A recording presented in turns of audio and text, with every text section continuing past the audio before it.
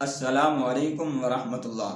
ایک بھائی نے سوال کیا کہ دن کو میں ڈیوٹی پر ہوتا ہوں جس کی وجہ سے نمازیں قضا ہو جاتی ہیں، میرے لیے کیا حکم ہے؟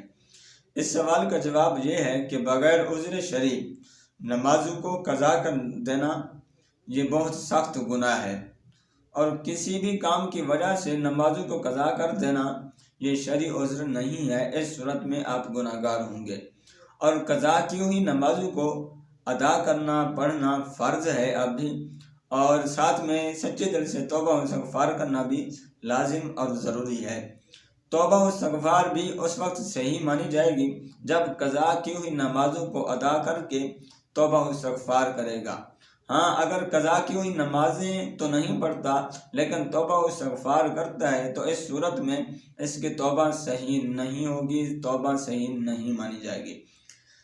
حدیث پاک کے اندر آتا ہے کہ نبی کریم رؤوف الرحیم صلی اللہ علیہ وسلم نے ارشاد فرمایا، گناہ پر قائم رہ کر استغفار کرنے والے کی مثال ایسے ہی ہے جو اپنے رب ذوالجلال سے ٹھٹھا کرتا ہے، یعنی کہ مذاق کرتا ہے۔ نعوذ باللہ من ذالک۔ رب تعالیٰ سے دعا کرتے ہیں کہ خالق کائنات ہم سب کو مسائل شرعیہ جان کر اس پر عمل کرنے کی توفیق نصیب فرمائے، آمین ثم آمین۔